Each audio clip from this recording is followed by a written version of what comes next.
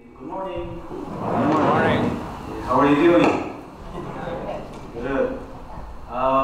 There are many people to thank. I'd like to thank the Toronto Buddhist Church Temple for having my wife and I here in Toronto for the past number of days. And perhaps I should have my better half stand up. Why don't you stand up, Kenneth K. Tanaka?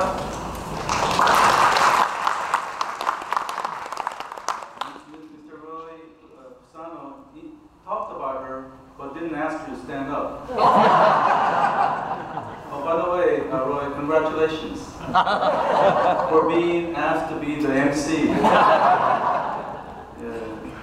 He has carried out many more greater accomplishments than being an MC. But MC is an important job. I think he did a wonderful job. He's explaining things, and I think I learned some tips from him. Certainly, yes.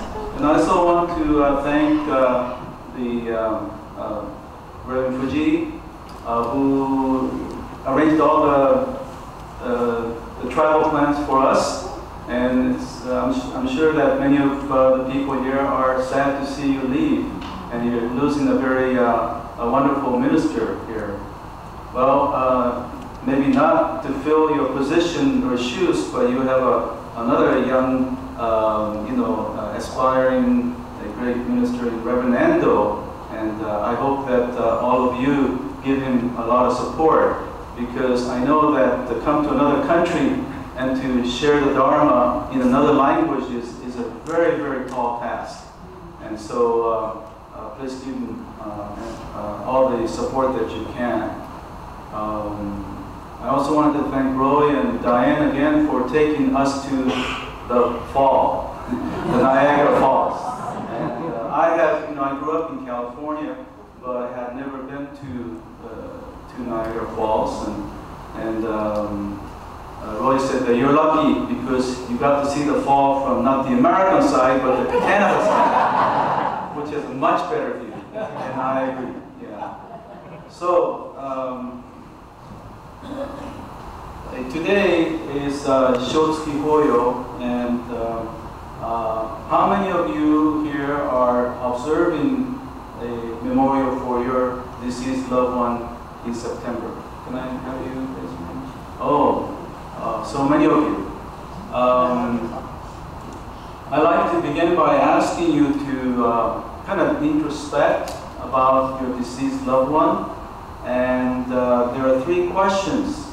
So we're going to do a little bit of kind of short meditation. 3 questions, each question 1 minute. And I want you to maybe kind of straighten up and close your eyes a little. And then think about your deceased loved one, and even if it's not your mom today, think about your deceased loved one or loved ones, and introspect and think about them. Okay, the first question is, what have I received from him or her? What things have I received? So 1 minute, please introspect.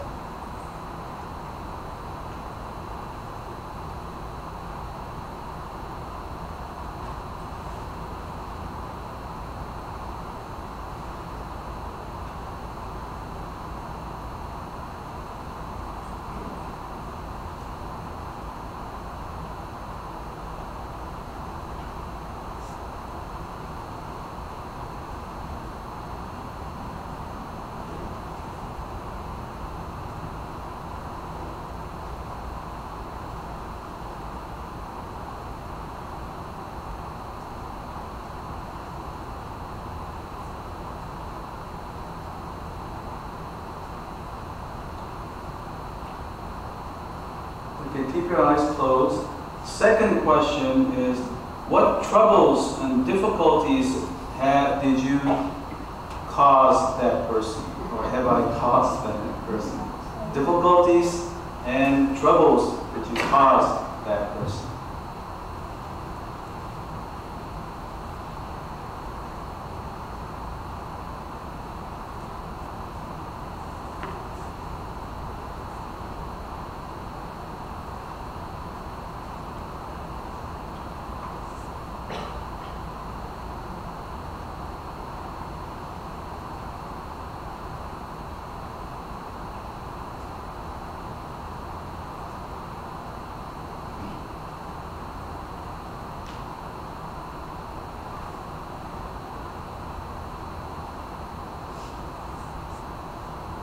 And the third question, what have I given to that person, your loved one? What did I do for that person? What did I give back to that person?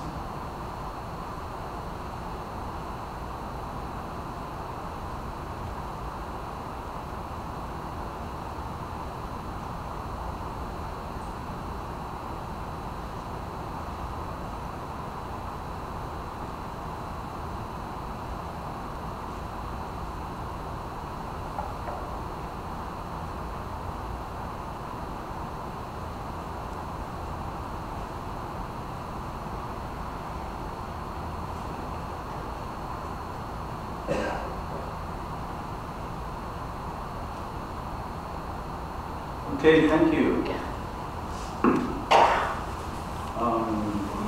I personally lost my father January 1st of this year. And, he was 94 years old, so he had been a long life, and he was driving just up to age 93. So he had a very healthy life, and so I have, little disappointment or regret, but still, it's your father. And as I had you do this meditation, I thought about those questions for myself, and I thought, what did I receive from him? And a lot of things, obviously. And what did I give back to him? Not much.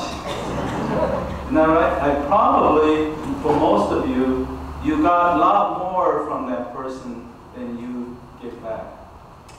Of course, my father was not without any problem. Father and son, we all have our issues. And but despite that, if you think about it, and if I thought about it, I remember him buying me a life insurance, and then at the age of when I was about 18, he said, well, now you have to pay your own life insurance. And then at that point, we were having some rough relationship, and I didn't have much money. So, and I didn't see a need for life insurance. After all, I'm 18 years old, And so I failed to pay, and I never paid, so I've always regretted that. But he had, he was thinking about me, for the future.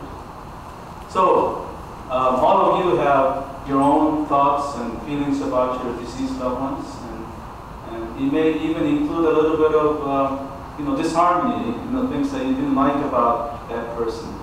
But probably you have received much more than you have given, and you've created, some trouble for them. But yet they loved you, and they continue to be with you in a spiritual sense. By the way, this 3 questions, I don't know if anyone noticed what kind of a practice this is. It's called Nikon therapy. It was started by a Jōdo Shinshu priest, and it's been practiced in North America and many places around the world. And so it's a kind of a Buddhist-based psychotherapy, but it can be practiced by anyone. Anyway, so my Dharma talk is based on all the feelings that you have engendered in yourselves at this time of memorial service, and to think about, well, how can I repay back to my deceased loved one? And I always feel that the best way to return and give back to your loved one is for you to be happy, you to be enjoying life and leading a good life. And that would be the best thing that will make a loved one happy. Don't you think so? That if you, well, of course, you cannot physically do things for them. Of course, coming to the memorial service is one thing, but for you to live a good life and a happy life, and they would be most happy. And of course, Buddhism is to help us become happier. Or maybe in another way, Buddhism helps us to become truly human, knowing more about life, knowing more about ourselves, being of benefit to others. And truly true. And so we learn more about ourselves, and we have many teachers. On this trip, I learned a number of things, you know. And I've been speaking for the last, I don't know, 3 days. It feels like I've been speaking for the past week. 2 days ago and yesterday. And in those interactions with people from Toronto, I learned things like, you know, what is the best way to make your marriage better? You know? And I learned words like a happy wife, happy life. And I said, yeah, that's right. Simply put, you know, happy wife, happy life. Isn't that dear? Isn't that true? And then someone said, a good principle in life is whenever there is some discussions within your marriage, you just say 2 words. Yes, dear. And so you learn from people that you speak to, and you learn also from other people and other people and other living creatures, and in my case, cats. I talked about a dog in my Dharma school message, but I live in Tokyo, and we have right now, I think 3 stray cats that come to my house every day. And I want to take them in, but we travel so much, we can't really take care of them. And plus, we have the whole neighborhood is supporting the cats. So even if they didn't eat at my place, they will eat at other places. And so I feel I'm not too worried about their situation. Anyway, they teach you a lot, stray cats. And how many of you have cats at home? Oh, not too many cats in Canada. Maybe you're more dog-oriented. How many dogs, pets? Oh, okay. So definitely more dogs, at least in this group. So I have been feeding these cats for the past 7 years. Yeah, and then I found them. They were born right. Well, the grandma cat was next door and gave birth to about 4 kittens. And then one of the kittens gave birth to 4 kittens. And so it's been, 7, 8 years. And I felt so sorry for them because, they're stray cats and they're so cute. I mean, it's just, I don't have to talk. And then, but some of the neighbors don't care about them. And so in order for me to feed them, I have to, make sure that they don't have any more kittens. So I caught all 8 of them in a cage, and I went through the whole thing. It was such an exciting event. You give them kind of little fish, and you put shoyu and sugar on it, and fry it, and you cook it on the thing, and they're attracted to it, and you don't feed them for the past 2 days. And then I watched it from my upstairs window, and in three days, I caught all 8 of them, put them in a cage. We didn't have a car, took a taxi, took them to the doctor, and I paid about $800 for them. But the city actually reimbursed me for about half, so $400, And then so I was, I could tell the neighbors who don't like cats that at least you're not going to have any more. So we've been having, but since it's been dwindling down to 3, basically 2. And a number of things that I have learned. There are 3 things, but one is you get attached to your cats. So it's my cat, my stray cat, and but stray cats are never grateful. They're never grateful. They're poor Buddhists. I've never pet them, And so I try to reach out, but they just run away. But they're my cats, my stray cats. And then after a while, I think the 2nd or 3rd year, we got these other stray cats coming, and they're bigger, so they chase my stray cats away. So I got angry. And then I ran out and grabbed the slipper and I threw it on, you know. And then I was throwing the other slipper, and I thought to myself, I need to be kind and gentle to all of them. You know, the golden chain. I said, what am I doing? You know, and then what I was doing was discriminating between my cats and the other cats. If you think about it, they're all stray cats. And I heard Shinan Shoni, kind of a quiet voice. He said things. He said, in the course of many lives, all beings have been my mother, my father, my brothers and sisters. Shinan Shoni was very non-discriminating. He included all beings and considered them his family, you know. But here I was trying to throw a slipper at those other bad, you know, cats. So I am dichotomizing, discriminating. Another thing is, you know, I always feel like, gee, I have to every month or so I have to buy, you know, several bags of cat food and go pick it up. I don't have a car, so I have to carry it. And I said, you know, and they don't even come and allow me to pet them, you know. And all the work I do, they're not grateful. Why am I doing this? You know. And so I'm kind of, you know, as we say, monku. If you know Japanese, butsu butsu. Butsu means Buddha, but also means butsu means complaining. And anyway, so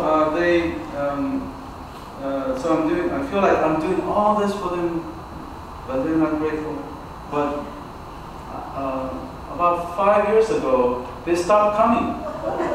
Really, they literally stopped coming, and I found myself pretty lonely. You know, I thought I was doing this for them, but in a way, when you're doing something for them, you're doing it for yourself. And I thought it's probably the way some of us feel about what you do for the temple. You know, I do all this work, you know, help out with the toban or the chores or the kitchen crew or the bazaar, you know, donate this money. But please know, I think the Buddhist message is that, in a way, you're getting a lot by doing that. It's not that you're sacrificing, but if you do it with kind of a good heart, if you do things, you'll get a whole lot back. And so, when you feel like, you know, it's one-sided, please know that what you're doing grudgingly is something that if you do it with an open heart, you'll bring a lot back and then you learn a lot. So, as the board of directors of the temple asked me to say this,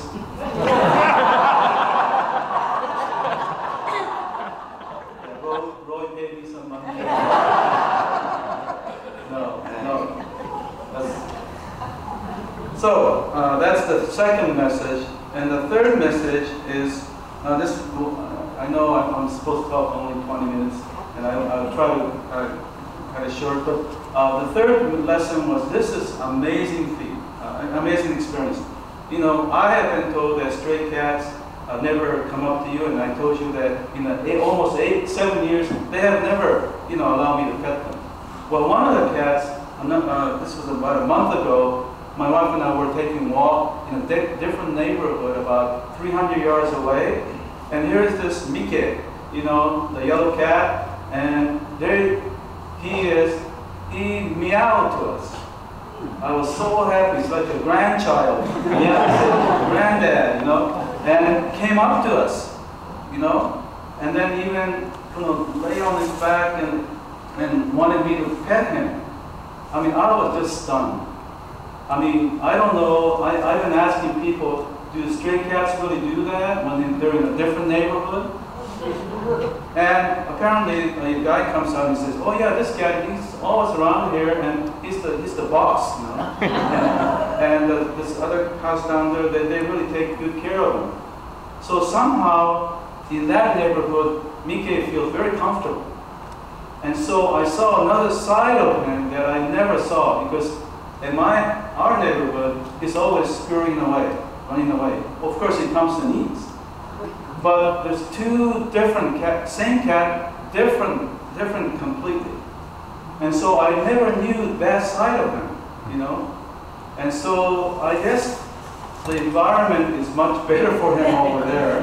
Although I've been very nice to him, but you know, somehow, probably he remembers being caught in a cage and taken to somewhere, and you know, getting that surgery done, and it's really kind of, you know, probably, I don't know if there are any vets here, you can explain to me afterwards, this kind of, so I found another side of him, a completely different side, and I thought to myself, gee, this is the same as our relationship with other people, that, you know, we think we know that person, we judge them just based on what we know of that person through your interaction. But in reality, there may be other sides, other things that we don't know. And so that is the third point that I learned. So in all three of these lessons, you know, the first one was my cat versus other cats, you know. The other one is, I think I'm doing it for them, but I'm receiving more. And the other thing is that there are other sides to the people that we may know. And so, in a way, what is common to the things that I learned through these cats is that not to be myopic, to see, you know, in a narrow scope of things. And Buddhism is to allow us to see the whole picture, to see the whole picture. And by doing so, you become perhaps more tolerant, more understanding, and to as many beings and many creatures as possible.